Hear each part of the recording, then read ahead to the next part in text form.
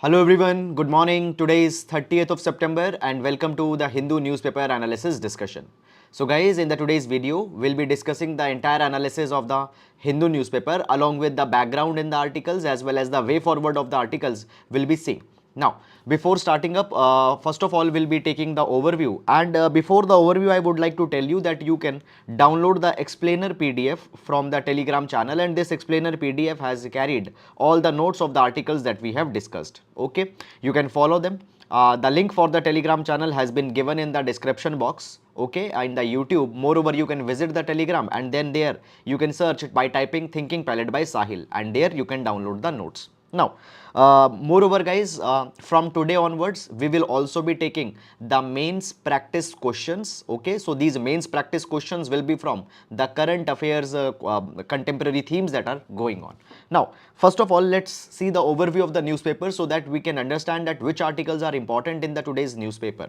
So here, the first article, it's very important one. Supreme Court axes 51-year-old curb single women get equal abortion rights. So this is a very important development for the women related issues. We'll see this entire article. Then Punjab CM has the 42 vehicles in his convoy.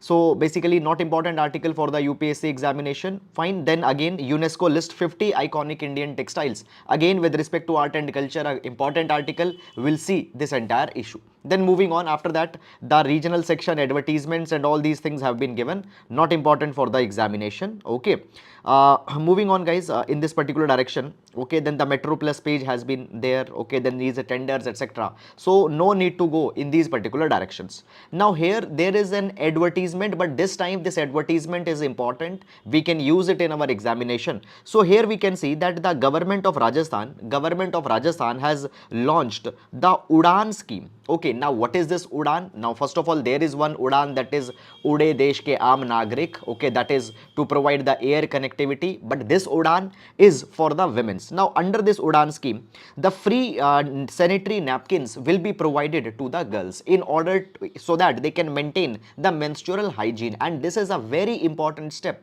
towards the women empowerment. Now when we talk about the adolescent women, their menstrual hygiene is very important thing which needs to be addressed.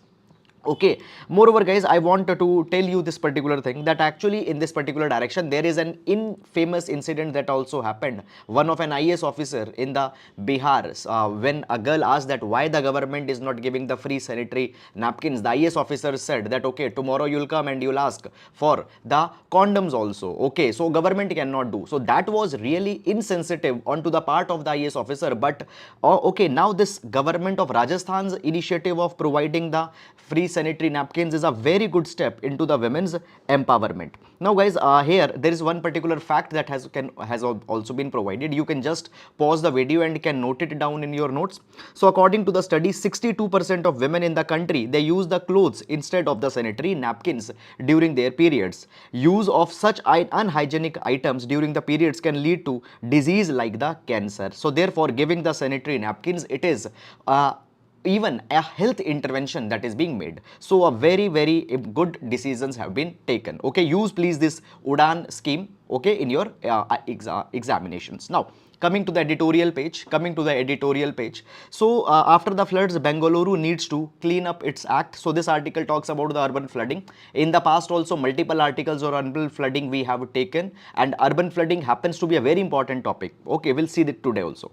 India lacks a complete pediatric cardio care service. So with respect to the children related issues, we'll see this article. Then moving on, so this article talks about the ban that has been made onto the PFI because of some radical activities that they were participating. Now the article is saying that the government should have given them the opportunity and all such kind of thing to listen. Okay, then guys, evolving chair, fine. So this article is talking about the CDS. So we have seen that the day before yesterday, India got its new CDS. If you remember that yesterday I have discussed this entire issue of the CDS, Shaketkar committee and all those things also we have discussed. Then moving on, how should India prop up the rupee? Okay, so this is some interventions that have been made by the RBI. We'll see that article. Then guys, moving on, so here there is a notebook article. So in the notebook article, the journalist, they tells about their own incidents from their personal life. Okay, so for examination UPSC, article is not that much relevant. Then coming into the text and the context page, so the draft telecommunication bill 2022 is discussed. So all the issues, relevant issues in this direction we'll see in this article. Then moving on, okay, so guys, here basically in the limelight article, so this article is talking about the movie depictions and all those things, not important article for the exam. Okay, then moving on, now the case that I was mentioning just few minutes back, that is the Bihar CM promises to take action on an IAS officer. Now guys, see, just I want to discuss this particular thing as a case study. Now basically, first of all, I'll tell you that what happened. So basically, what happened in the Bihar, in the Bihar, in the Bihar, uh, Sashakt Beti Samriddh Bihar. Sashakt Beti Samriddh Bihar. This was an outreach program that was going on where the IAS officer was interacting with the girls. And in such kind of an interaction, the girl asked the IAS officer that why the government is not distributing the sanitary napkins to the girls. So here the IAS officer responded that this is a kind of a wrong mindset. Tomorrow you will ask that why government is not providing the matching shoes with the jeans, why the government is not providing the condoms. Okay, so you should not ask such kind of things from the government. Now this is something which is really insensitive onto the part of an IAS officer who happens to be a change maker. Now IAS officers, they being the part of a permanent executive, okay, they being the part of the bureaucracy, are responsible to deliver the justice to the people who are vulnerable. Sometimes people are vulnerable due to poverty, and even the basic things such as sanitary napkins they cannot afford. So a sensitivity, a mindset of empathy is needed, and not such kind of thing is needed. Okay, so that is something that had happened. Then guys, moving on, again the articles from the first page have been carried, which talks about the Supreme Court's decision that has come. We'll see all those things. Now guys, on this particular page also, again the Supreme Court ruling onto the MTP. Okay, all these things have come, so all these articles will take. Then decriminalizing adultery. So this article talks about the adultery law in India. So this entire issue also will be taking it up. So today's newspaper has some very good articles. Then moving on, ensure equal net privacy for Indians and others. We'll see what has happened in this particular direction. Okay. After that guys, states to up vigil on the communally charged post onto the social media. Okay, so we have seen this particular thing that recently the raids have been made onto the PFI, and it has been said that many of the organizations, they are spreading the communal hatredness by the social media handles accounts. So on such kind of things, the actions have to be taken. Then moving on, India wants a relationship of mutual sensitivity with China. We'll see this particular article. Okay, then wait and see Jaishankar on India's position on Russian referendum in Ukraine. Okay, so basically the when we talk about the India's stand onto the Russia-Ukraine war, okay, India has not taken a very clear position, though few days back the Prime Minister has asked the Russian President Putin that the war should come to an end, but India's policy has largely been wait and watch. Fine. Then moving on, after that, Lebanon fails to elect a new president. Not very much important article. US announces 810 million funding for Pacific Islands. Okay, so for UPSC examination, no need to go too much into the detail. Then senior citizen families to see small saving gains into the small savings. Okay, so government has raised the interest rate on 5 of the schemes by 0.1 to 0.3%. Okay, on the small saving schemes. Now, basically the rate hike, that is 0.1 to 0.3% interest rate hike that has happened for the examination, not essentially very much important, because such kind of rate hikes, okay, they happen from time to time. Okay, and by the time your exam will be coming, there can be some other changes that might happen. Current account deficit widened to 2.8% of GDP, and external debt slid by 2.5 billion in Q1. So external debt and the foreign currency accounts, okay, sorry, foreign reserve accounts of India, okay, all those things we'll see in the one article that has been coming. But see, you don't need to track every month that, okay, what is the current account deficit, how much dollars or how much basically forex reserve has been there, because these numbers change every coming week, every coming month. Okay, so no need to fixate too much onto that. Okay, for the examination, I have told you multiple number of times, academic issues or the policy policy issues are important, and day-to-day changes, okay, into the interest rate, into the CAD, all these things, not very much important. Then moving on, after that we have the sports page. Okay, so this is, guys, all the issues that have been there. Now let's discuss all the relevant articles one by one in the detail. Fine. Now in every class we start with the GS quotation that can be used in one of your paper. So today we'll take the quotation from the philosopher John Dewey. Now John Dewey says this thing, that democracy has to be born anew every generation, and education is its midwife. Okay, so the democracy has to be renewed every generation. Now you understand this thing, democracy is an idea. There will be never complete fulfillment of democracy, rather the democracy evolves. We aspire to be more and more democratic. Now when we aspire to be more and more democratic, new set of rights will be given to the people, new set of responsibilities will be imposed on the executive, accountability measures will be enhanced. So every coming generation the democracy will evolve, it will renew. And how that change will come, how that evolution will come, it will come through education. As people will become more and more educated, they'll understand their responsibilities, they understand their rights, they will learn to hold governments accountable. So with the coming of education, democracy will be renewed with every generation. So this is a very important idea. And when we talk about the role of education, the role of education, it is not only the personal enabler of a person, but the education also enhances the political culture of a nation, as the education renews the democracy. So this is an idea that can be used in our essays, it can be used into the essay paper, as well as it can be used in the GS paper number 2. Okay, so that's all about the GS quotation for today. And now let's take the first article. Fine. So there are some very good and some important articles that had featured throughout the Hindu newspaper. So actually, guys, there are the 3 articles that are on the common theme, and all these 3 articles we are clubbing together and we'll see that what has been provided. First of all, let's read the heading of the articles. Fine. So the first article, it reads that Supreme Court axes 51-year-old curb single women get equal abortion rights. Second article, doctor needs not report identity of minor seeking abortion. And the third article, Supreme Court ruling on abortion comes as a ray of hope, activist. Okay, so we'll see that what has happened in this particular direction. Now before going in this particular article, I would like to tell you that this article will be important. This article will be important in GS paper number 2. GS paper number 2. Women related issues. GS paper number 2, women related issues. Okay, GS2. Moreover, in GS paper number 1 also, in the social issues, GS paper number 1 also, the social issues, this particular article can be important. And at the same time, apart from GS1, GS2, even in GS4, ethics, this topic, that is the topic of abortion, becomes very important. Okay, so GS1, 2 and 4, the topic of abortion and the Supreme Court judgment will become important.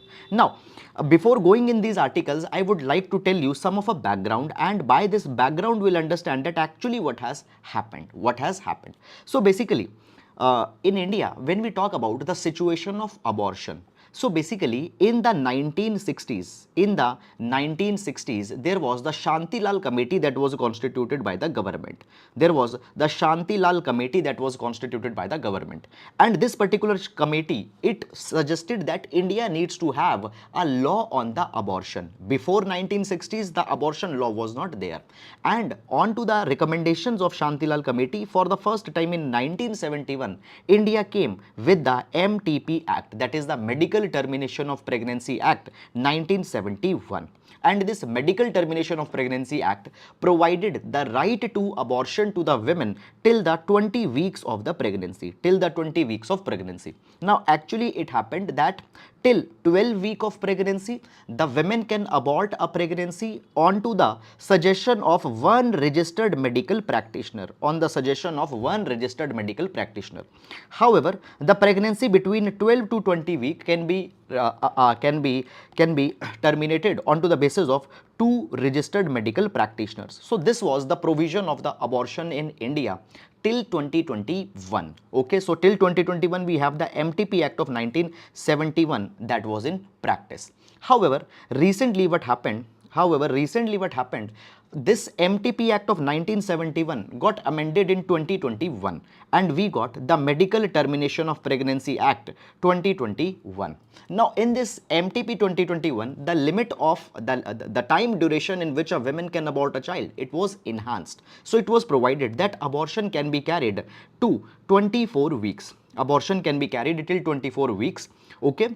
However, if abortion is to be carried beyond 24 weeks, that was also possible, and for that particular thing there was the state medical board. There will be the state medical board which will give the suggestion, and that will be in very of the rare circumstances where there is the threat to the life of the mother or the child that have been born. The child will have severe abnormalities and it is not at all possible for that child to live a normal life. So in that condition, even beyond the 24 weeks, the state medical board can give the permission to abort a pregnancy. Is it clear? Okay, so let's first of all discuss that how how this 24-week window will be opening up. Okay, now number one, it was provided that the women can abort the child till 20 weeks if one registered medical practitioner advises, and between the 20 to 24 weeks the women can abort a child if the two registered medical practitioner advises. Okay, so this is the background of the entire medical termination pregnancy MTP Act 2021 that has happened. So as of today, the women can abort a child till 24 weeks. Okay, that is the situation that's going on. But recently there is one development that happened. Okay, now I'll explain you that particular development, but little bit more background. Okay, and this entire background I have provided into the PDF notes. Please very positively download this particular handout at least. Okay, so I told you that till 20 weeks and till 20 to 24 weeks the pregnancy can be terminated. Now the first condition that is the aborting the pregnancy within first 20 weeks, it can be terminated only on the basis of two conditions. Condition number one, if continuance of pregnancy will involve a risk to the life of the pregnant women or might lead to injury to her physical or the mental health. Okay, then the pregnancy can be aborted till 20 weeks. After that, the second condition is that there is a substantial risk that if the child was born, it will suffer from any serious physical or mental abnormality. In these two circumstances, the pregnancy can be aborted within the 20 weeks. Now, coming back, and please focus on this particular point now, very, very important. Now, when we come in the bracket of 20 to 24 weeks, then there is section 3B of the MTP rules, and it has provided the 7 conditions.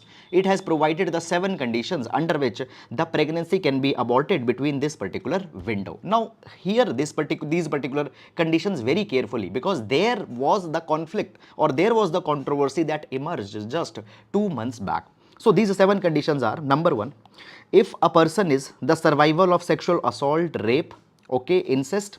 Fine, if the person who's got pregnant is a minor, then if there is a change of marital status, during the ongoing pregnancy. For example, the women either became widow or the women got divorced. So this was the condition. Now I'm marking a star here. Okay, now I'm marking a star here.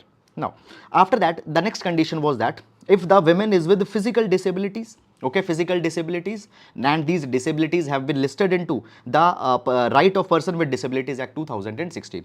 Then if the women, if there is a mentally ill women and having any mental retardation, this was the 5th condition. Then 6th condition, if there is a fetal malformation, okay, the child that will be born will suffer with a kind of a lot of abnormalities. And the 7th condition is that if women with the pregnancy is in a humanitarian setting or a disaster, or she is struck in an emergency situation. So under these 7 conditions strictly, the pregnancy can be aborted between the window of 20 to 24 week. That was the case. Now what happened?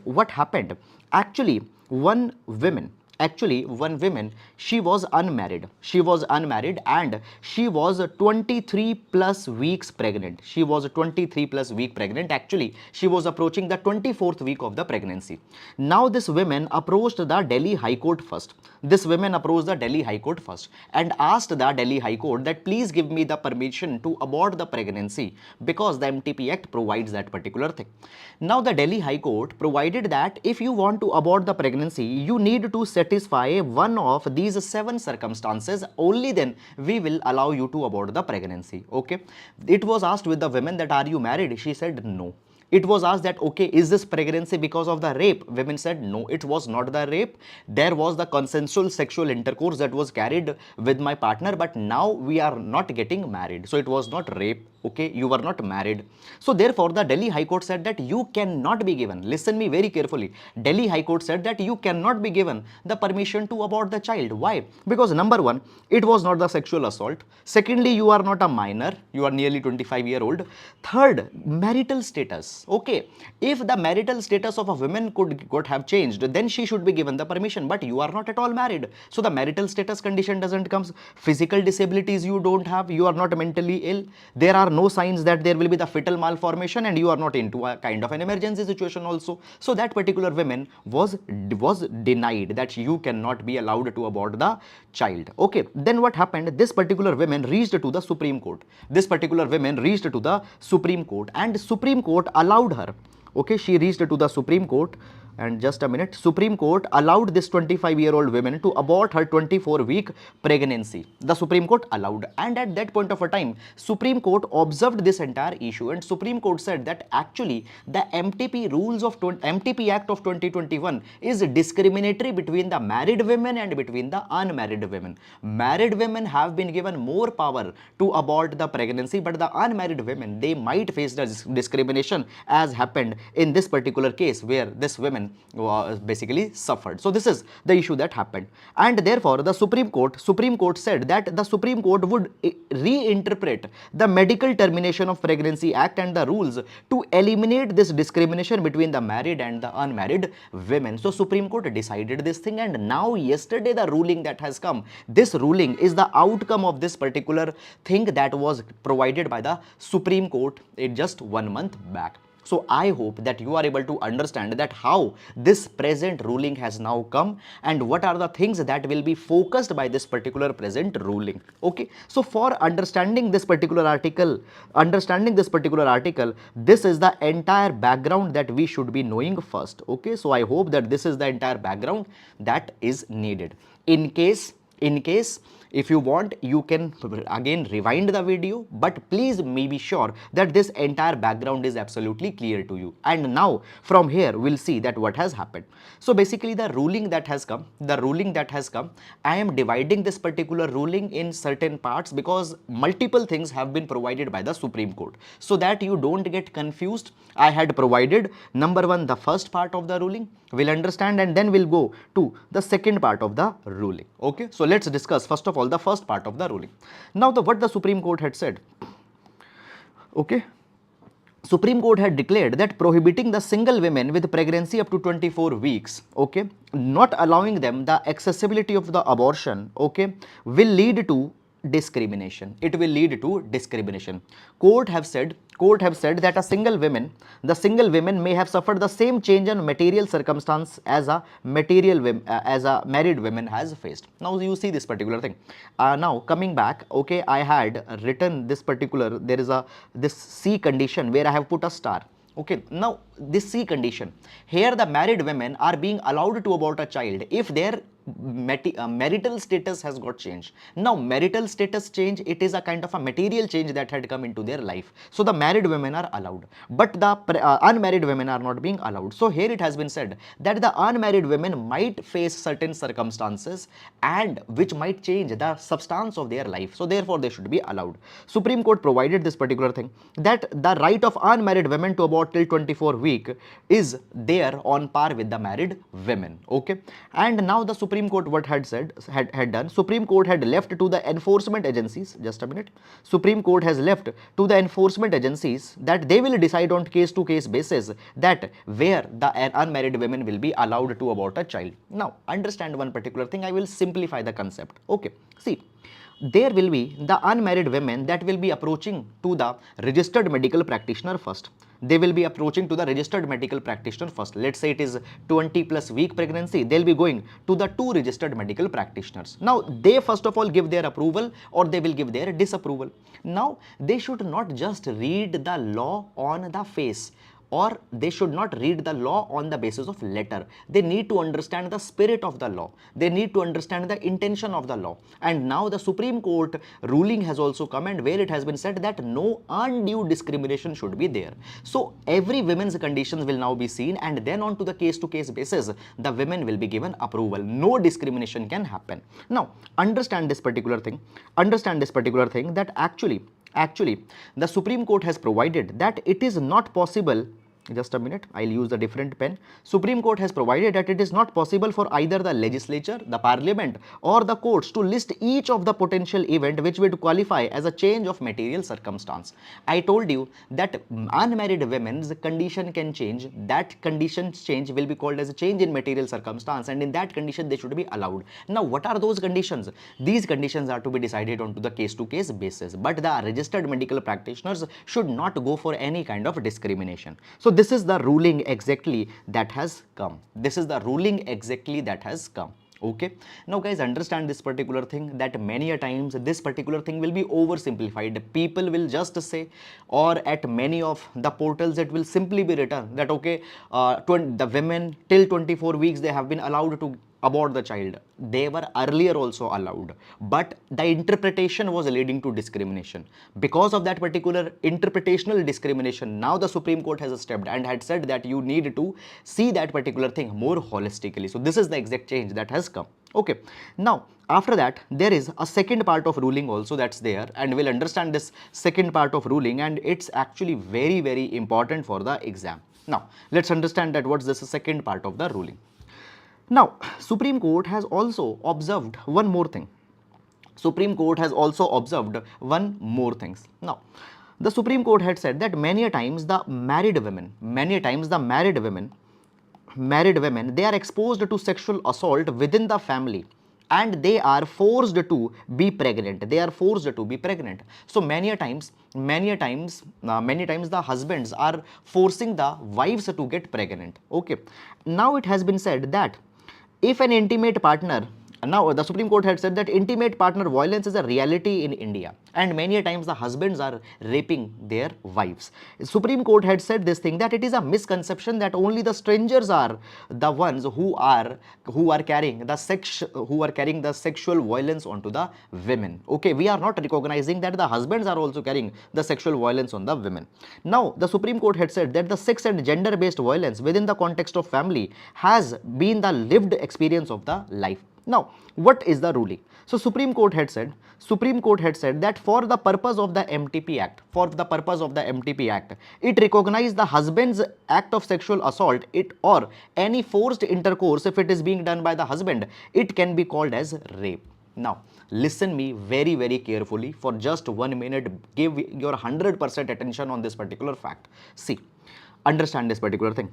That, guys, when we talk about the rape, the provisions of rape has been discussed into the section 375 as well as the section 376 of the Indian Penal Code. Under the section 375, the definition of rape has been given.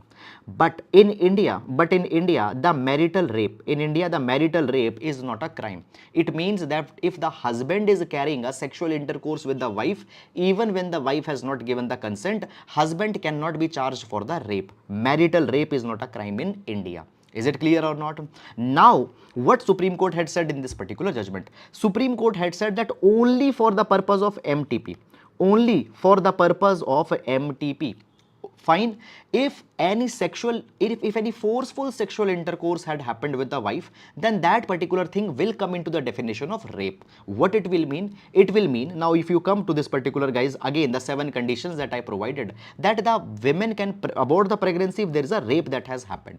Now if the wife got pregnant and wife did not want to carry the pregnancy, and now she is more than 20 weeks pregnant, she can put this particular ground that the pregnancy happened because the husband forcefully carried the sexual intercourse, and that forceful sexual intercourse will come into the definition of rape, and then the married women will be allowed to abort the child.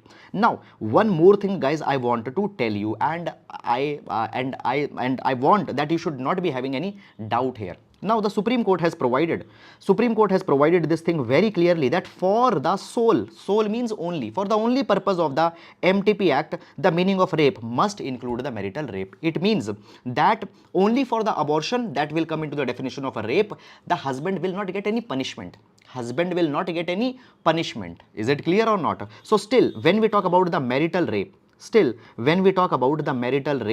is it a crime? No, it's not a crime. Only for the MTP, the marital rape will also mean the normal rape, and the women can abort the child that has had abort the pregnancy that has happened. Okay, so guys, understand this particular thing, that you need to have absolute conceptual clarity that is happening. Many a times we just on to the periphery read the news, okay, and we just form a very simplified version, but that's not always the case. Okay, so that's exactly the thing that has happened. Now there is one more related judgment that has come on this particular same kind of direction. I want to tell you this also, because all the women related issues will be covered then. Okay, so basically, you know this particular thing, that that when the pregnancy is to be aborted, you need to go to the registered medical practitioner. Now many a times there are the minors. Minor means the girls who are less than the 18 year of age.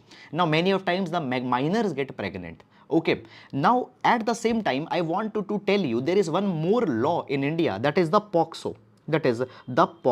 Now POCSO stands for Protection of Children from Sexual Offences Act. So POCSO 2012, we have this particular law, and under this particular POCSO law, it has been provided that any sexual intercourse, any sexual relation, if it is being carried with a person of less than 18 years of age, it is a crime.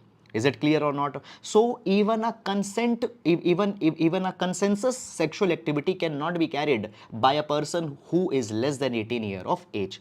So if a minor girl, that is a girl less than 18 years of age, is getting pregnant, so that consent will not count, and that particular thing, the person who had carried that particular sexual intercourse, is to be arrested under the POCSO Act of 2012.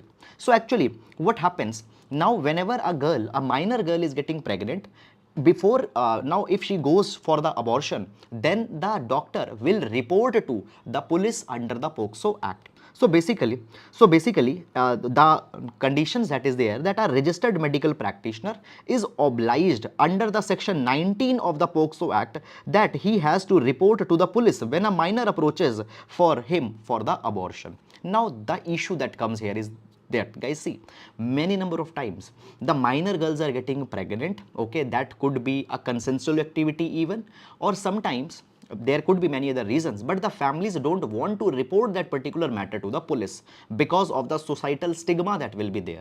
Okay, so they don't want to report the matter. So what is happening? Actually, rather than going to the qualified registered medical practitioners, the parents and the minor girls, they are approaching to the illegal, they are going to the unqualified doctors, they are going to such medical facilities which are not safe. Okay, they are going to there, and by that particular thing, there is the risk of unsafe abortions that's there. Okay, so the minors and their guardians are going to an unqualified doctor rather than they want, so that they should not get exposed. That is something that's happening. Now, the court had said that actually it is important to harmonize the medical termination pregnancy and the POCSO laws, but at the same time it is leading to a kind of a problem. So therefore, now the Supreme Court has provided that the registered medical practitioners, they are exempt. The registered medical practitioners, they are exempt from disclosing to the police the identity of minor who have come for abortion. So the identity of minor will not be told to the police, so that the minors and their parents with confidence they can come to the doctors for the abortion. So this is a kind of a thing that was brought. Now guys, this is a classic example. This is a classic example that how sometimes the laws, the intentions are not wrong, but on the societal front, the laws fail to bring a kind of an impact. And this is an example of such kind of law. Now you see this particular thing that now the questions that are coming in the examinations, they are asking to give examples of certain of the laws which has certain particular type of repercussions. Is it clear or not? Okay, so that is something that has happened. Okay, so guys, I hope that you have understood all these particular things. Now moving on into the next article. Okay, so before that there are some of the doubts. Sir, abortion week increase can be a tool for population control or not? Okay, see, abortion, it is an individual choice of a person. Okay, so seeing it just as a population control, it is from the purview of the society. Okay, so it is an individual choice. Okay, so from that perspective that needs to be seen. Okay, if both are minor and conducted consensual sex, then what? Okay, no, they cannot carry. Still there will be the prosecutions that will be done under the law. Okay, so that will happen. Fine. Now moving on into the next article. Okay, guys, there is one thing that I want to tell, that many times many of you ask that I should send this annotated PDF. Now if I have to send this annotated PDF, this is the size at which I will send. Many times you will not be able to see that what actually was written there, so it will become very messy, it will become very dirty. Okay, now moving to the next one. Decriminalizing adultery, center seeks clarification. Okay, so guys, this is again a very important issue with respect to the GS paper number 1 as well as GS paper number 2, social issues, GS paper number 1 as well as GS paper number 2, social issues plus issues of social justice. Very important article where adultery will be seen. Okay, now let's move on. Now before going in this particular article, guys, actually this article is talking about the aftermath which is happening now, but we need to see the background also before that, so that we can understand this particular thing. So basically before going on the background, first of all, what's adultery? So basically guys, adultery has been provided in the section 497 of the Indian Penal Code. Adultery was provided in section 497 of the IPC. What the adultery means? First of all, let's see the definition and then I'll make you understand this particular definition. So the background I have put in your notes already. So it provides that it provides that whoever has a sexual intercourse with the wife of another man, without the consent of that particular man, such sexual intercourse, fine, not amounting to rape, fine, will be offense of adultery. Okay, now in this particular adultery law, who will be punished? The law does not punish the wife. Okay, it presumes that only man can seduce a woman into sexual act. Okay, and the husband who has suffered due to the sexual relationship, fine, the husband has actually suffered because of the sexual discrimination, the sexual offense that has been carried with the wife. Now let's understand in very simple words that what this particular adultery law means. Now basically you see that suppose this is, I'll use a different color pen. Okay, suppose this is the husband, okay, this is the wife, okay, and this is some another man, okay, let's say call him as Mr. A. Okay, Mr. A. Now what's the adultery? Adultery simply provides that actually if Mr. A is making any sexual relations with the wife of this person, particular person, then this particular Mr. A will be charged under the offense of adultery. This Mr. A will be charged under the offense of adultery. Okay, this is one thing. Second thing, that if Mr. A wants to make any sexual relations with this woman, then he can do only after taking the consent of the husband. He can do it only after taking the consent of the husband. What it means? It means that any man can make the sexual relation with a married woman with the approval of the husband. He can do that. If the husband's approval is not there, then the another man will be charged. Another man will be charged for adultery. Thirdly, guys, understand this particular thing. Here, the man will be punished. The wife will not be punished. Moreover, guys, in this adultery law, what's the case? In this adultery law, in this adultery law, however, if this husband is trying to make the sexual relation with another woman, be she the married woman, be she the unmarried woman, then can the wife charge this woman, or can the wife charge the husband? No, wife cannot charge the husband, wife cannot charge the another woman. Is it clear or not? So what's happening in this particular law? In a nutshell, guys, I'll tell you. Number one, the wife is being treated as the property of the husband. The wife is being treated as the property of the husband. How? Because if husband wants, then some another man can carry the sexual relation, but if husband doesn't want, then that cannot do. Okay, so the woman is being treated as the property of the husband, one thing. Secondly, this particular law was also bringing inequality. How it was bringing inequality? Because I told you that if the husband is making the sexual relation, then the wife does not have any power. So the power has only been given into the hand of husband, not into the hand of wife. Guys, I want to tell you one very, very important keyword, and this keyword can be used quite in your social issues as well as your ethics. So there is the doctrine of coverture. Now the Supreme Court has observed that the section 497 is actually based on the doctrine of coverture. Now what it means?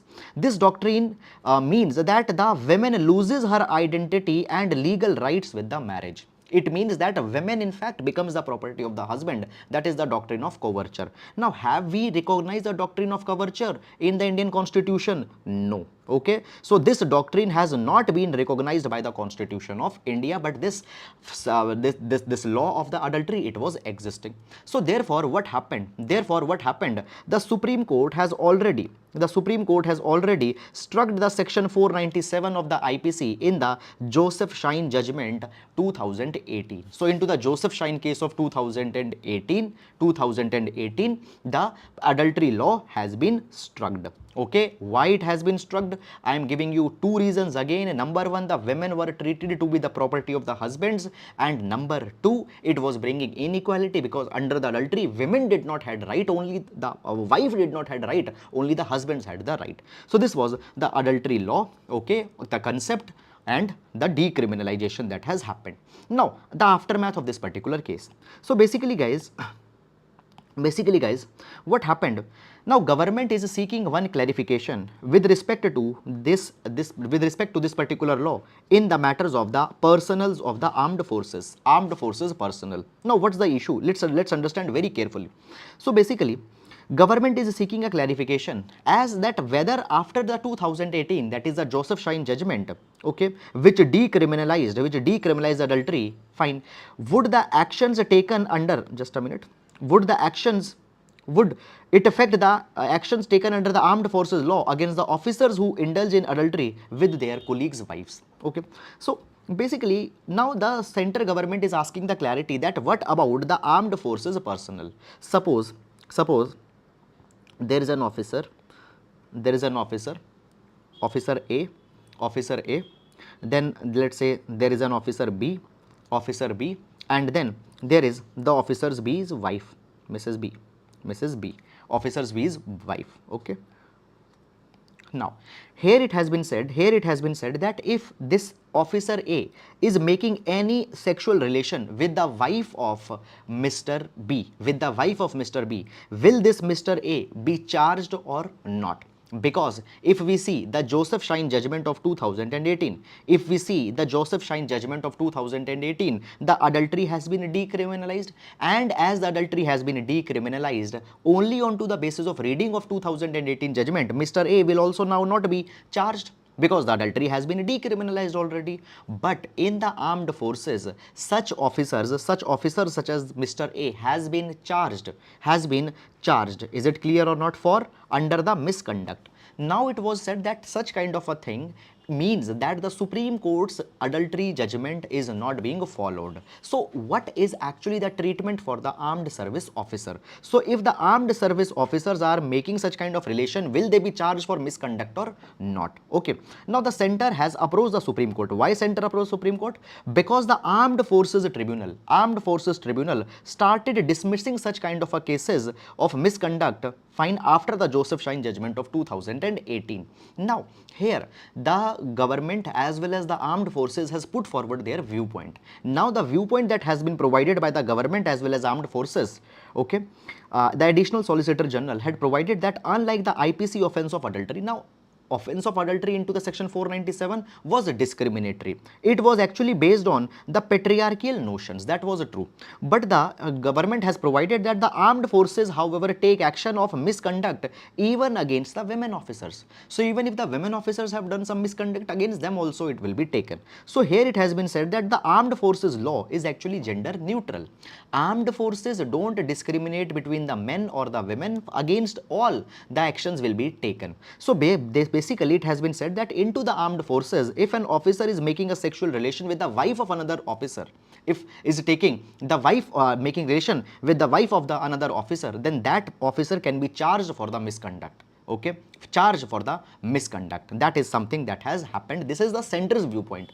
Now the Supreme Court will provide clarity. Now let's read the heading. What's the heading? Decriminalizing adultery, the center seeks clarification from the Supreme Court. So Supreme Court will provide that what will happen in this particular case. So as of now, the clarity is not there. The government is asking for the clarity and it is to be told. Okay, so the now if you see, the court has listed this particular matter. It will be heard on to the December 6th. It will be heard on to the December 6th. So till then, we have not found any conclusion in this particular direction. So that is all about this particular article. So with this, we come to an end to this particular article, and now we'll be moving to the next article. Okay. So guys, I hope that you have understood it. Now all these are very, very important social issues in themselves. And now see, I tell you many number of times that which type of questions a full-fledged entire question can come, and on what questions you can, on what kind of articles you will just be using for reference. So this is an article that will be used for reference only. Okay. Now moving. Okay. Let's take the another article, that is the Draft Telecommunication Bill 2022. The Draft Telecommunication Bill 2022. Now this particular article will see with respect to GS paper number 3, telecom reforms, and GS paper number 2, regulatory regime will see this particular article. Okay. Now let's discuss this article. Okay, from the very scratch, all the background, and in very crisp manner the notes have been given here. So just download the notes, okay, and just put them in wherever you compile it. No need to go beyond that. Okay. Now, so actually just few days back, the Ministry of Communication, they have released a draft of the Indian Telecommunication Bill 2022. Now, as of now, when we talk about the telecommunications, they are regulated by many of the laws, and these laws are actually 75-year old. But we see today there are a lot of technological changes into the telecommunications that had come. Today, the telecalls are possible on internet, through WhatsApp, through Telegram, the telecalls are possible. Okay, so lot of technological changes had come. So therefore, we need to bring a new law for the telecommunication sector in India, and therefore the Indian Telecommunication Bill 2022 has been raised. Now, what this particular bill is? This particular bill is to update the regulatory. No, just a minute. This particular bill is an attempt to update the regulatory framework in line with the advancements that had happened, in line with addressing the new challenges that will be coming in this particular sector. Now, understand this particular thing, that as of now, there are the three laws. These laws regulate the telecom sector. Number one, Indian Telegraph Act of 1885. Okay, now you see this particular law, it's nearly basically a 135-year-old law. Then the next is the Indian Wireless Telegraphy Act. It was enacted in 1933, so nearly 90 years old law. Then there is the Telegraph Wires Possession Act 1950. So these three laws are today regulating the telecom sector. So all these three laws will be repealed, and in this particular place, the Telecom Bill 2022 will be passed and it will be converted into act. Okay, that is something, that's the proposal. Now understand that as of now it is a draft bill. As of now it is a draft bill. Draft bill means that first of all cabinet clears a bill. Then that particular bill draft copy is put into the public domain so the people can give their comments, and after the people's comment have been accepted, then that particular bill will be introduced into the parliament, and in parliament after passing, that particular bill will become an act. So right now it's a draft bill. So being a draft bill, there can be many of the changes that will come in this particular bill by the time that it will become act. So two things I want to tell you here, that we will see all the issues, all the provisions of this particular bill, but you don't need to go too much into the detail in these particular bill because the provisions can change by the time it will be passed into an act. Is it clear or not? That is something. Secondly, guys, understand this particular thing, that there are many of the too technical details with respect to the bidding process of spectrum allocation, how the dues and all those kind of things will be calculated. Now these technical details are not important for we who are preparing for the government exam. So the intent of the bill, the objectives of the bill for the exam is something that you need to see. Now let's discuss that what are the provisions of this particular bill.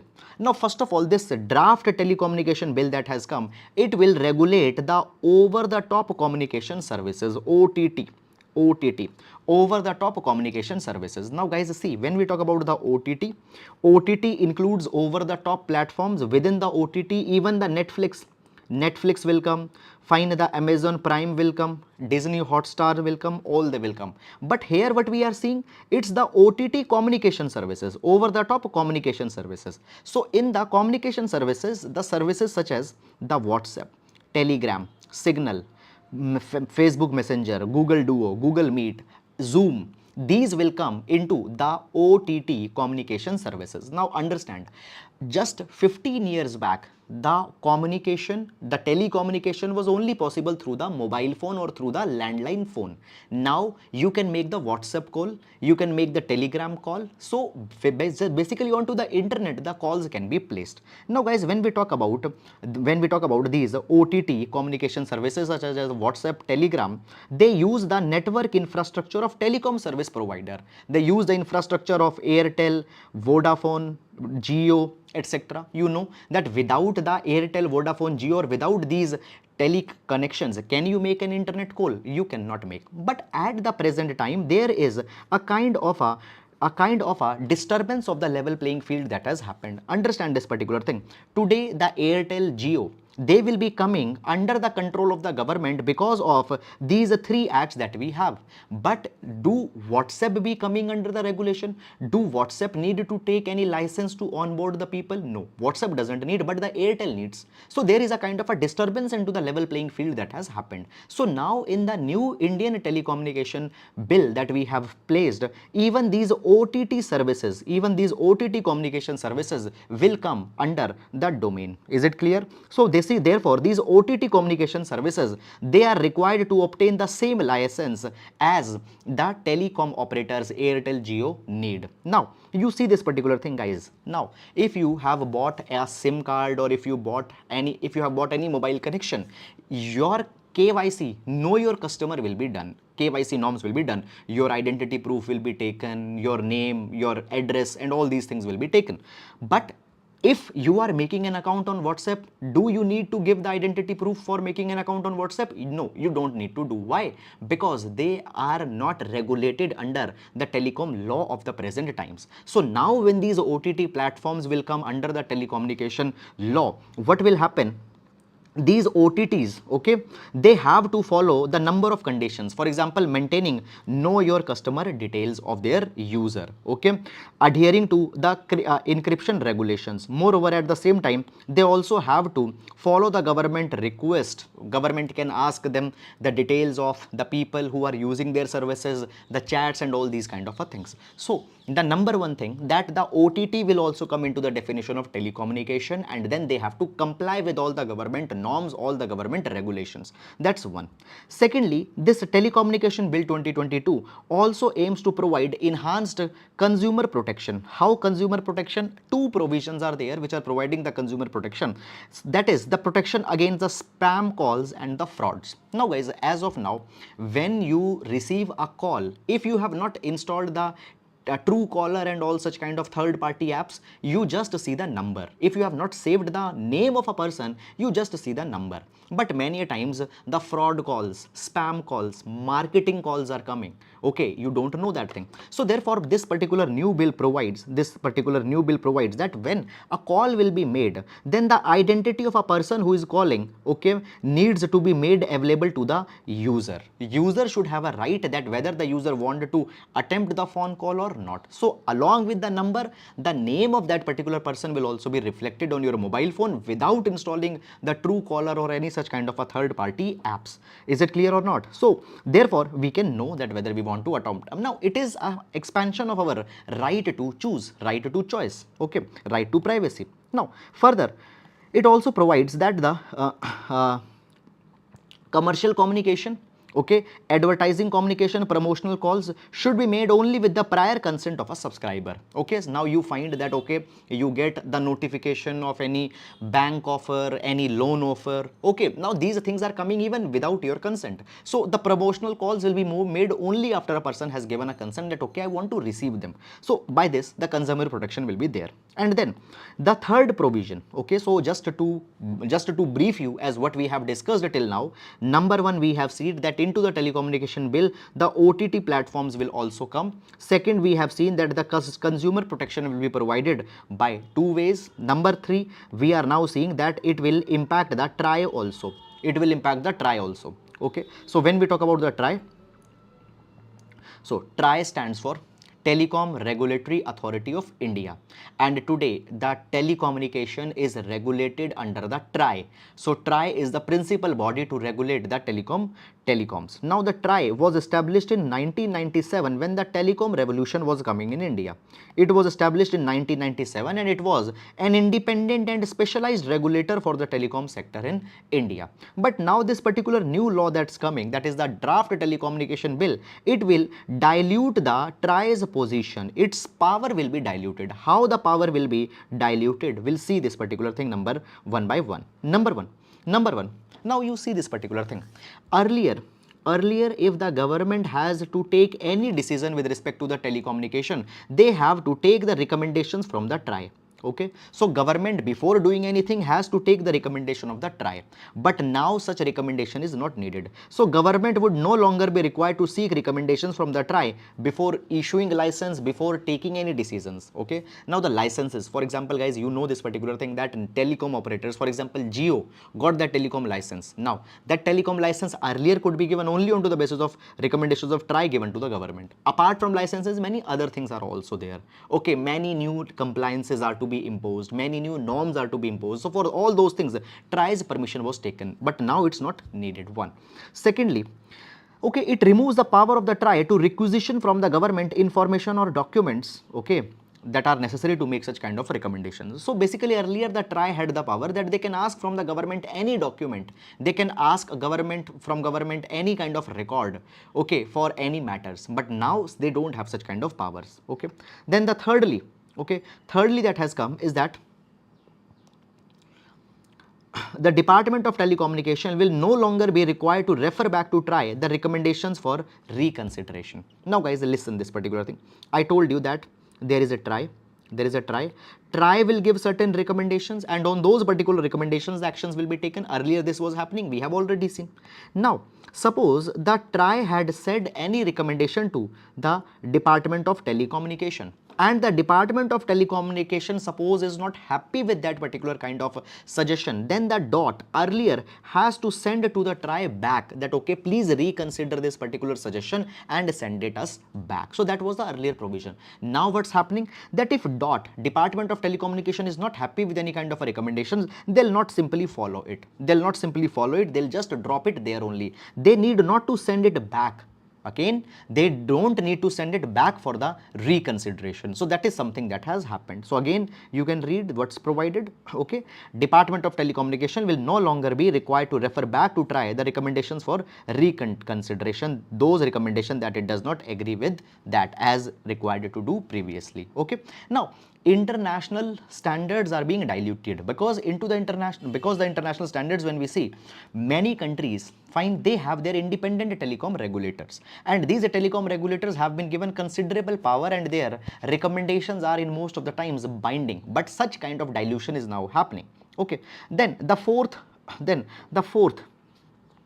okay, just a minute, the fourth change that has been brought by the telecommunication bill. Now the power with respect to the internet shutdowns. Now basically guys, when we talk about the internet shutdowns, fine, first of all, multiple studies have provided this thing that India has faced the largest number of internet shutdowns into the world. Now earlier there was no legal framework for the internet shutdown, and now for the first time a legal framework is coming in India, which will enable the government that it can order the suspension of internet. Fine. Now in this draft bill, the government had got the power that if government want, they can suspend the internet in a particular region. Now when we talk about guys the suspension of the internet, right now there are the temporary suspension of telecom services, public emergency and public safety rules 2017. Now they are rules, not the law. Okay, so now guys, what is happening, government is bringing a law to suspend the internet in a particular region. Okay, now basically the civil societies in India, they have raised the concerns, okay, that by this particular thing internet shutdowns will become more rampant in India. Now it has been said that in the past also internet shutdowns have been made and there the role of judiciary was diluted, judiciary's recommendations were not taken.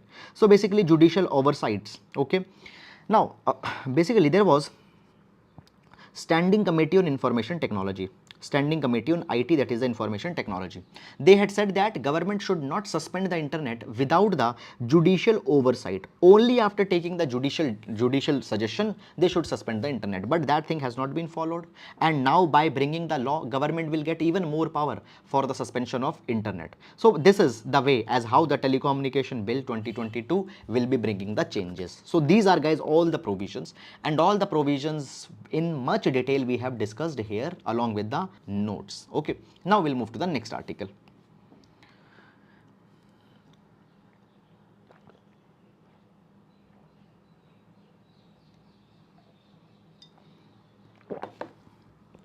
Now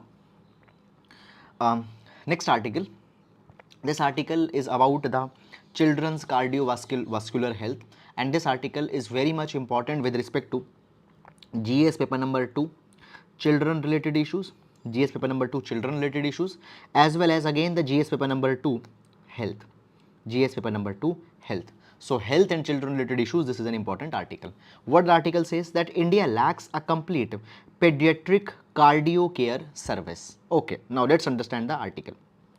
So basically guys, when we talk about the pediatric cardiac care, it simply means, now see, many a times the children, they are suffering the health conditions, they are suffering the heart problems. Many times the children are suffering from the heart problems. So do we have the enough of the infrastructure to make sure that the children suffering with the heart conditions, they are taken care of? Now basically when we talk about the congenital heart disease, it is the most common congenital disorder. Congenital means any disorder which is from birth.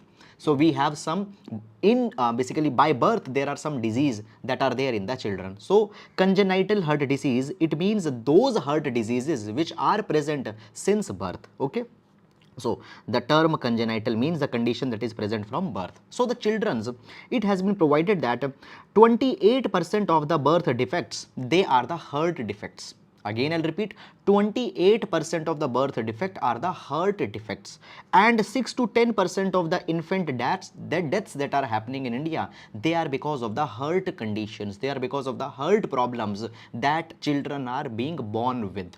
Okay, so therefore pediatricians, the doctors, okay, who are expertising into the children's, they need to make sure that there are the medical interventions that are being made into the time. So if the timely interventions are made, then 75% of these children's, they can be given normal lives, they can be saved, they can be given good quality life. Now you see this particular thing, that when a mother is pregnant, okay, when a mother is pregnant, at that point of a time, if the medical interventions are given, we can find that if the child that is being born in the mother is having some kind of a heart condition, and then there could be some interventions, or just after the delivery of the child, if the child is properly screened, then it can be found that whether there are some heart conditions into that particular child. So the medical interventions in the 75% of the cases can give these children the normal life. Now when we talk about the Pediatric Cardiac Society of India,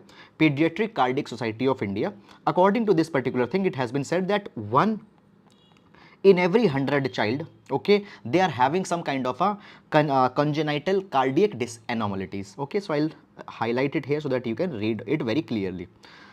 So again I'll write, according to Pediatric Cardiac Society of India, okay, the congenital cardiac anomalies are in 1 in every 100 live births. Okay, so congenital means by birth, cardiac means related to heart, anomalies means a problem. So heart, by birth, heart related problems are very much high. So it's provided that in India around 2 lakh children are being born with the congenital heart disease. Okay, but do we have the hospitals, do we have the healthcare facilities to deal with such kind of congenital problems? No, we are very short on that particular thing. So there are just 22 hospitals and less than 50 centers who are specializing into the neonatal cardiac services for the children who have just been born. Geographically also these centers are not well distributed. South India accounts 70% of these centers. Okay, so the centers into the northeast India, centers into the eastern India, they are very less in numbers. Now at the same time, doctor to patient ratio is also very much less. So there is 1 doctor for every 50 lakh people, 1 doctor for every 50 lakh people who is specializing into the heart conditions of the newly born child. So 1 for half a crore population. After that, pediatric cardiologists, cardiac surgeons, critical care centers, they are very much less. Okay, so number 1, the availability of the healthcare is not there. Second is poverty is a very big barrier. Many number of times, because the poor families are not able to afford the good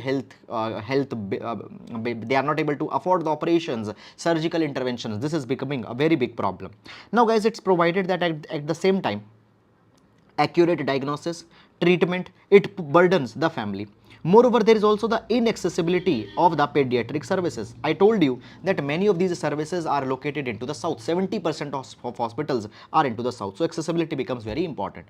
Now there are some of the very examples of the good NGOs, good organizations that are working in the line of children's, okay, who are suffering with the cardiac disease. So we have the Child Heart Foundation, which is an NGO. It's working in West Bengal, okay, Jalandhar and Delhi. Okay, it is flagging the need of the fetal echocardiography. Now what is the fetal echocardiography?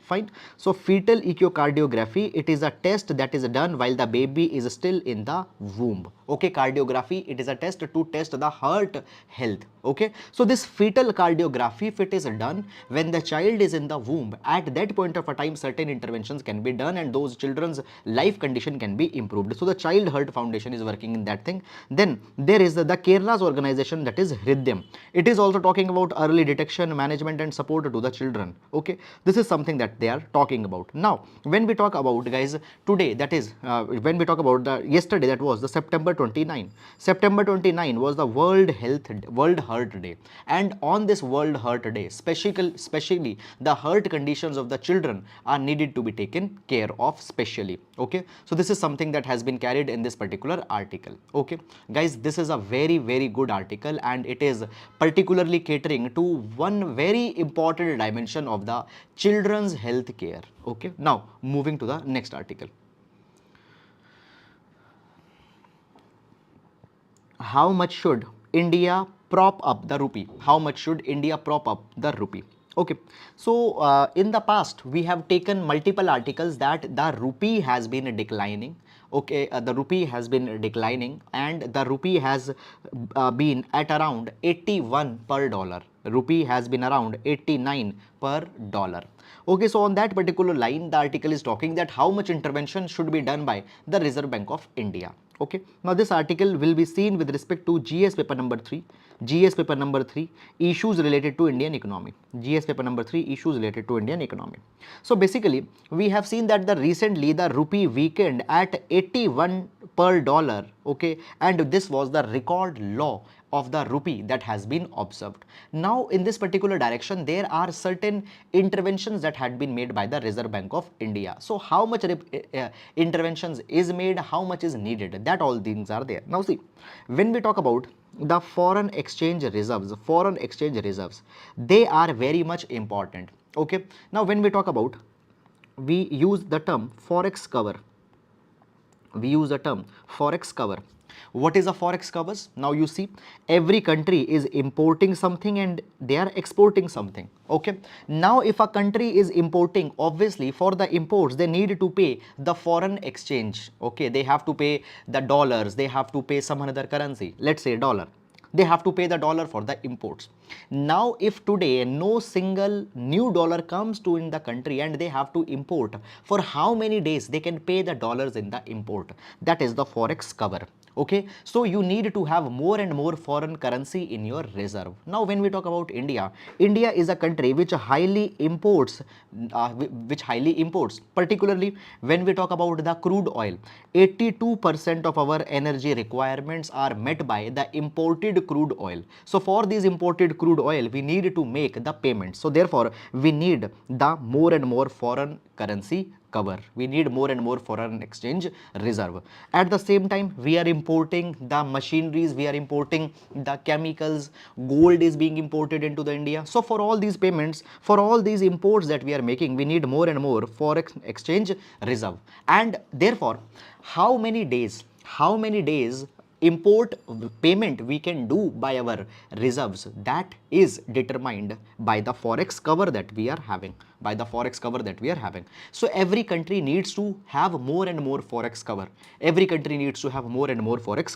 So when we talk about the forex cover, okay, or the foreign exchange basically reserve, now the foreign exchange reserve are held by the central bank. In case of India, Reserve Bank of India, they can be held into the form of the foreign currencies, okay, which includes the bond, treasury bills of the other countries, other government securities, hard cash, hard currency of the other country, for example US dollars, that can be there. Now when we talk about, guys, India, into the past we have seen this particular thing, that India's foreign exchange reserve are going down and down. First of all, now we need to pay more and more money for our imports. More dollars have to be paid for the imports. Right now, there are the geopolitical uncertainties that are going into the world. Number one, there is a war is going in Ukraine. Then there are the energy price volatility that is going on. Now you see this particular thing, that as the war is going on in Ukraine, war has impacted the supply chain. Many of the India's exports are suffering because of the restriction that has been imposed by the Russia-Ukraine war. Now you see that when we make the exports, by that we get the reserve, by that we get the foreign exchange, by that we get the dollars, okay, and that dollar we put it in our foreign exchange reserve, and our foreign exchange reserve increases. So our exports are getting impacted because of the war in Ukraine. Energy prices volatility. Right now the crude oil prices are very much high, so for the same amount of oil we need to give more and more dollars. So dollar is going out but not coming in. At the same time guys, we have found that the USA has come out with the hawkish Federal Reserve outlook. What is the hawkish policy? Hawkish policy is a policy which is characterized by the tight monetary policy. In the tight monetary policy, interest rates are increased. So now the US Federal Reserve, they are increasing the interest rate, and what is happening? The foreign portfolio investors, the foreign investors that came in India in 2020 and they invested into the Indian share market. Now they are withdrawing their money and they are going back to the USA because the USA interest rates have increased. By this particular development, what is happening? They are withdrawing their money, they are converting their money into the dollars, and they are taking back their money. So what has happened? What has happened? Actually, it is reducing the India's foreign exchange reserve. This is something that has happened. Now, in this particular thing, the Reserve Bank of India need a multi-pronged approach. It needs a multi-pronged approach so that we can increase the supply of US dollars into the Indian market. Now our dollars are going down. So therefore, into the Indian market, supply is needed to be increased. What can be done? So number one, government needs to ease the provision for remittances. Now, you see this thing that India happens to be one of the world's largest remittance receiver. What's the remittances? The money that are being sent by the expatriates who are living into the foreign countries. Now, let's say a person is going to Dubai. In Dubai, he is doing some work, and from Dubai, he is sending some money in India. Now, obviously, the foreign currency will come in India. Suppose there are the person who are living in USA. In USA, they are earning the dollars, and those dollars they are sending to India to their families. So obviously, when those dollars will come, these dollars will be exchanged by their families with the Reserve Bank of India. So the Reserve Bank of India will increase the dollars availability in India. So the remittances, we need to increase the provisions of remittances, okay, so that more and more remittances come in India. We should allow the short-term foreign portfolio investment into the government securities. Now, what are the foreign portfolio investors? These are the investors who come to another country, buy, and they bring their investment. So they should be allowed to invest in government securities also. So government securities are more safe. Now they are going to the USA. They can be retained in India if we give them the opportunity to invest into the government bonds. Okay. So this is something that can be done by which the dollars availability into the Indian market can be enhanced. Okay. Now in the article there is actually guys the Greenspan rule that has been explained. Now see this particular thing that in the examinations the question that has been asked on such kind of a themes, they have been broad based questions. So the idea of this Greenspan rule you should know. So what this particular rule is all about? This rule is a measure of reserve adequacy of a country. It means that how much foreign exchange reserve a country should have. What is the safe limit of the foreign exchange reserve for a country? Now what's the formula that has been given? A very simple formula. According to this Greenspan rule, it states that a country's reserve should equal to the short-term external debt that has less than 1 year of maturity. So guys, you know that every country is having some kind of a debt. Let's say a country's debt is short-term debt, not long-term, short-term debt. What is short-term debt? Short-term debt whose maturity is up to 1 year. So let's say a country is having a debt of $100 billion. So their foreign exchange reserve need to be equal to $100 billion. So this is the Greenspan rule. It says that country's reserve should be equal to short-term external debt. Okay, the short-term equal debt, it implying a ratio of reserve to short-term debt of 1. Is it clear? So it means that if we have such kind of a debt, we are in sustainable range. There is no kind of a problem. In very simple terms, what this Goodoti rule suggests? It suggests that country should hold external assets sufficient to ensure that they could live without access to new foreign borrowings for up to 12 months. Is it clear or not? So very simple, one line concept. Whatever our short-term debt is, equivalent to that short-term debt, we need to have the foreign exchange reserve. That is the safe limit for any country, including India. Clear? So this is an idea which now sometimes in the UPSC prelims examination, they ask such kind of keywords. For example, guys, couple of years back, there was a question on Goldilocks zone. Now the Goldilocks zone, now the question was very broad based, that what it pertains to. So in this particular thing also, the Goodoti Greenspan rule can be there. So that is all. Now we'll move to the next article. after the floods, Bengaluru needs to clean up its act. Now, this particular article is talking about the Bengaluru floods that had come few weeks back, and we have seen that these Bengaluru floods became a kind of a big issue. Even in the newspaper analysis that we take, we have discussed multiple times the Bengaluru floods that had come. Now, guys, this Bengaluru flood issue will be important in the GS paper number 2, issues of urbanization, as well as this GS paper number 1, geographical phenomena. GS paper number 1, geographical phenomena, urban flooding issue. We'll see this particular article. Okay, now let's see the article. So what the article is talking about? The article is talking about the Bengaluru floods that had come. So recently, when we talk about the Bengaluru floods, it have been attributed that the floods were majorly because of the abnormally high rain that happened. Okay, abnormally high rain that happened. Okay, that was there.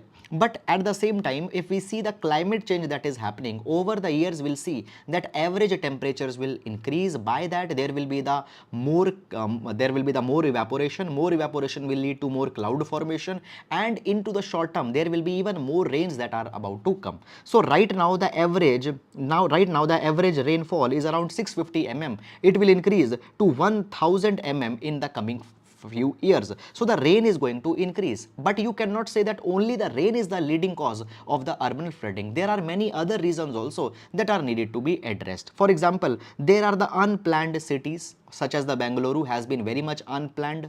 Okay, the growth of the cities is something that the wetland got diminished, the lakes got diminished. Okay, so the unplanned growth has been there. There was the overcrowded growth that is there. It is destroying the greenery. Okay, it is destroying the natural tanks, reservoirs, wetlands, lakes, etc. So the planning has not been proper. It is leading to the urbanization.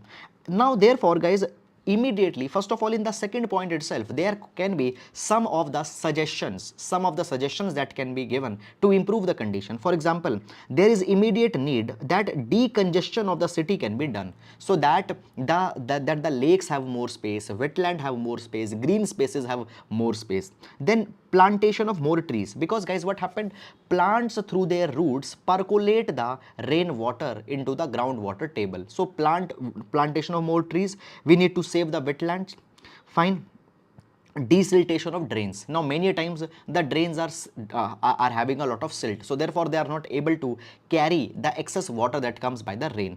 Enlargement of sewers. Okay, deconcretizement of the pavements. Now you see this particular thing, guys, that actually when the rain is falling and if the land is concretized, all that particular water will run off and will get collected in some another kind of region. So but what we need that this particular water should percolate into the ground. So therefore concretization is to be removed, and we need to have unconcretized basically pavements. Okay, clogging of the we need to stop the clogging of the waterways. They are clogged because of the solid waste and all such kind of things, and unsegregated garbage problem is needed to be solved. Now basically when we talk about the Bengaluru, the state government is planning to divert drains to avoid the already built up areas. Okay, so the diversions of the drains is happening.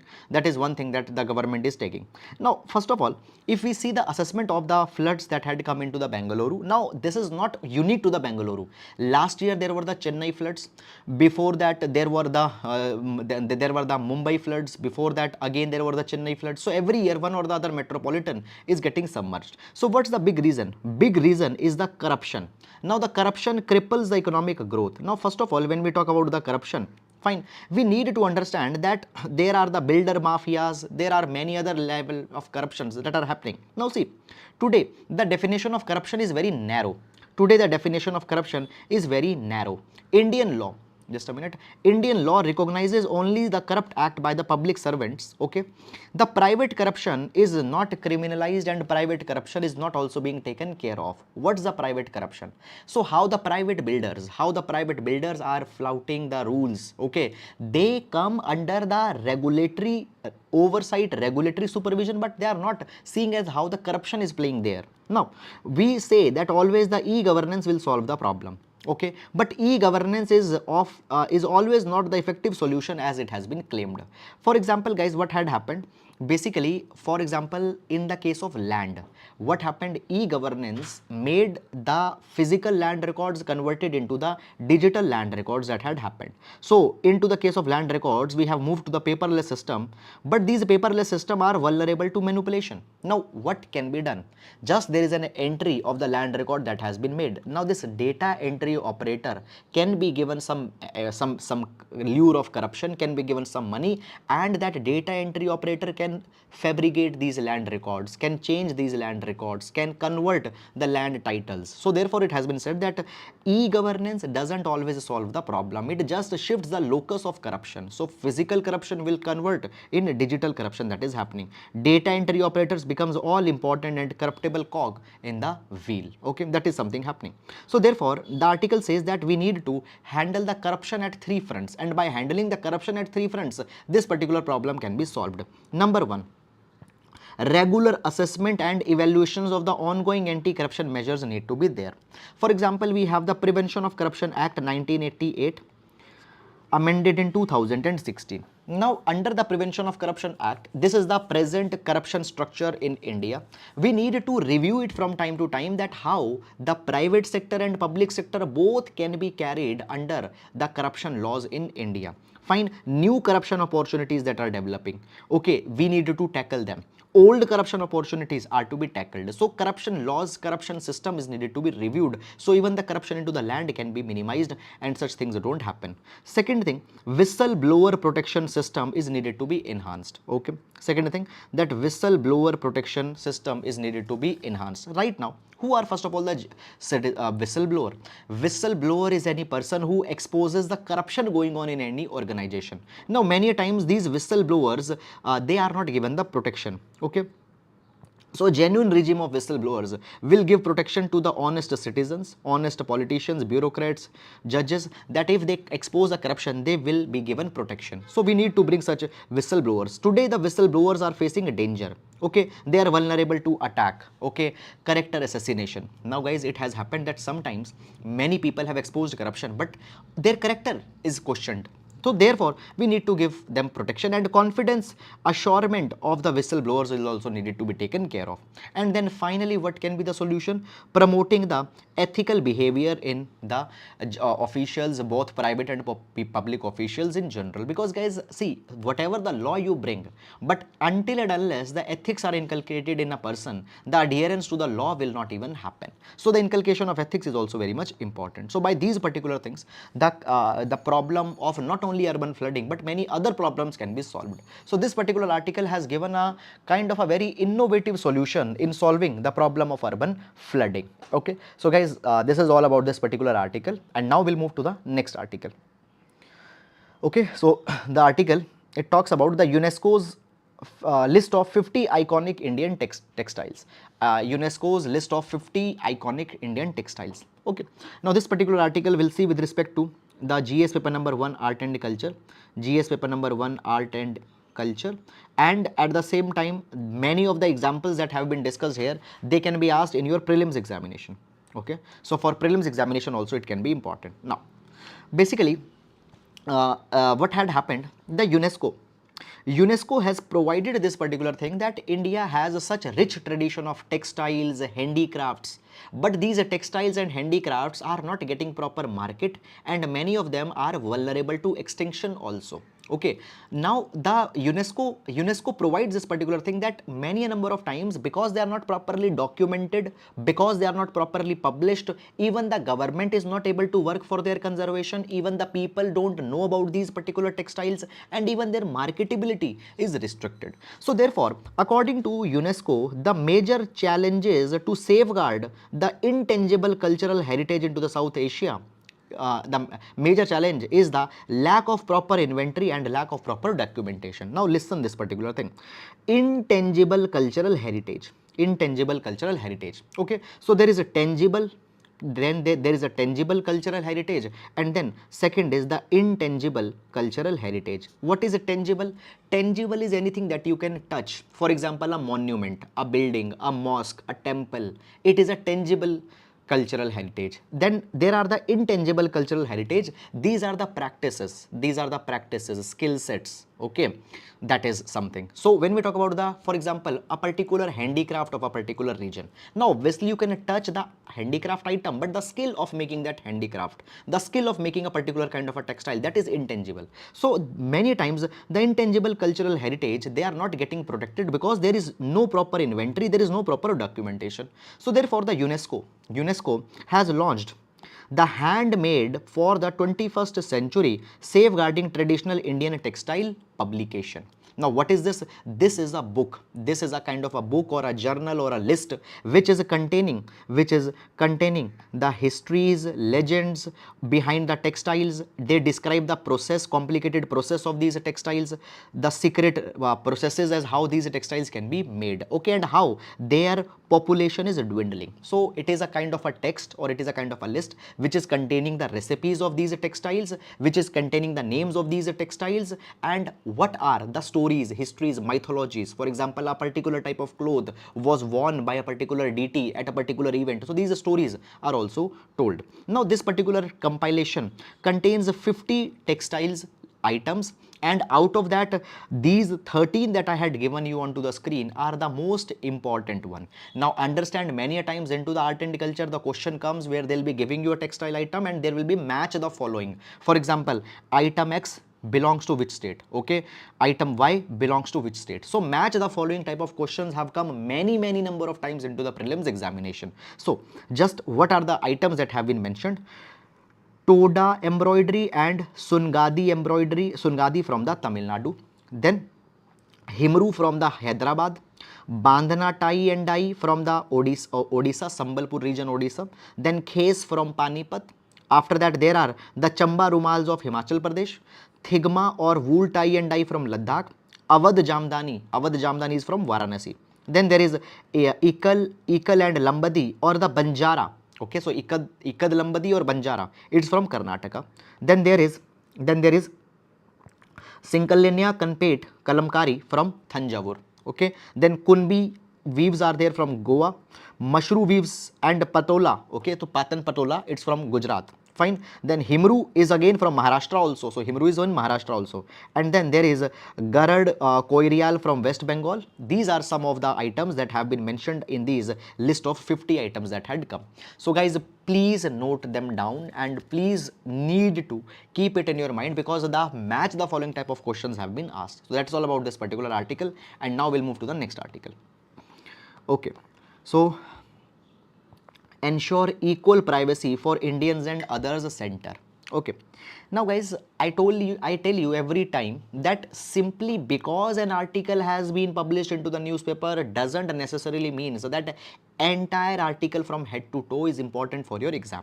I tell you that some articles are to be seen in entirety. For example, today we have seen the MTP article, Indian Telecommunication Bill article, adultery article. Some articles are just to be seen as a reference. Now, what is this particular article is all about? Now guys, just nothing has happened, but in the Supreme Court, the government has provided just one kind of their stand. So it has been provided, I'll read first of all, that the social media companies, however big they are, they have to comply with the laws of India and have to treat Indian citizens with the equal degree of privacy, fine, as they are treating the other people. Okay, so why this particular thing is actually coming? So guys, you might be knowing this thing, this particular thing, that in 2016, WhatsApp has changed their privacy policy. Now the WhatsApp will share the data with the Facebook. Now it has been said that the private information will be shared with the Facebook, so it will lead to the dilution of privacy. So basically there is a petition, okay, where the 2016 policy of instant messaging app WhatsApp to give Facebook access to information, it is being debated. Now in this particular case as it is going on, it has been provided that the social media companies such as the Facebook, WhatsApp, they need to respect the privacy concerns of the citizens. Now it has been said that when the other Western countries are there, they are respecting their privacy rights, but not the same thing is being done into the context of India. So their privacy is to be respected. That is something that has been said. Moreover, guys, it has been said that at the same time, At the same time, the Supreme Court has said that okay, if you are so much interested about the protecting citizens' privacy, why you are not bringing the law? So Supreme Court also sometimes creates very tough conditions. So Supreme Court says that if the government was keen to bring legislation, it would have done so. The case is pending for nearly 5 years. Why you are not bringing the law for protecting the privacy, and you are asking that the social media companies need to respect the privacy? So here the reply has been given.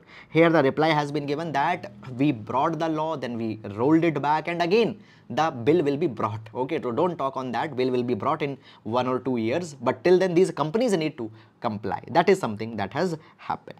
Is it clear or not? So guys, this is all about this particular thing. Beyond this, you didn't not to go. Okay, beyond this, nothing is important for the exam in this particular article. So no need to go in that. That's all. Now we'll move to the next article. India wants a relation of mutual sensitivity with the China. Okay, so guys, see, just these things are there which we need to see as a reference. So basically, we have seen multiple number of times, I think 4 or 5 articles we have taken where India has participated into the United Nations General Assembly 77th session. So Minister of External Affairs of India had visited the USA. There, India has also raised the matters concerning with the China. Now basically India has provided this particular thing. Minister of External Affairs had said this particular thing, that India wants to maintain a cordial relationship with the China, but the relation is to be based on the mutual respect. Okay, mutual respect. If China wants respect from India, then they have to also respect. Now, Mr. S. Jaishankar had said this particular thing, that the relationship with China right now is not normal and could not be termed as normal because what's happening onto the LAC, line of actual control. Now, you see this particular thing. That when we talk about the China, China always say this particular thing that LAC is a separate matter, economic matters are something separate. Okay, it has been provided. China says that okay, you keep on importing with us and we'll do the same thing with at the LAC. So LAC disputes are separate, import and export relations are something separate. China knows that India imports a lot from them. And India has put forward a very clear condition. India says that no, that will not happen. Trade and border talks, they will go hand in hand. If you will show over adventurism onto the LSA, we are not going to have the cordial economic relation with the China as well. So they are not separate. If relations are to be made cordial, on both the ends the cordiality is needed to be brought. And India said that the relations with the China will only be normalized when there will be the mutual respect. So India wants a relationship of mutual sensitivity with the China. That's the only India's expectation out of China. Okay, so guys, these things, now these addresses, these comments will be made in every day in the newspaper. So these are not something that you need to note it down every day. These things you should read and you should be knowing as a part of your general awareness on these particular issues. Now we'll be moving to the mains question answers for today. Okay, so guys, main questions for the today that I have promised you. Okay, and from today onwards I will be giving you the couple of questions, sometimes 2 questions, sometimes 3 questions, but not more than that, because then you will not be able to write it them, because already you have some other works also. So these questions will be based on to the contemporary developments. So today the first question, okay, it's from GS paper number this particular question, it's from GS paper number 2, and such question can be asked in GS paper number 4 also.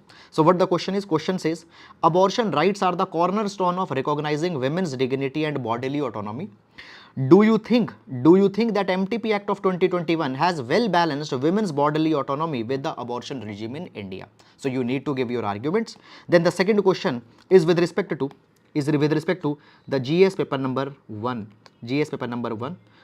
the problems of urbanization. GS paper number 1, problems of urbanization. The question reads, urban flooding has become a recurrent phenomenon in India. What are the major reasons behind such occurrences? Discuss possible remedies as well. Okay, so these are the 2 main practice question. Okay, so that is all guys for the today. Guys, I hope that you have understood this particular session, and I hope that the session was fruitful for you. Okay, so that is all. And guys, if you think that the efforts that we are putting here are helping you in any minor capacity, please like the video, please subscribe to our channel, and please share our initiative so that so that it can benefit more and more people, because at the end of the day, that is all what the community stands for. Okay, so that is all guys for today, and please leave your lovely comments. Every day I personally try to reply to every one of your comment, and it personally gives me a lot of pleasure when I see your comments. So thank you everyone. Now we'll be meeting tomorrow. Till then, please take care of yourselves. Thank you so much.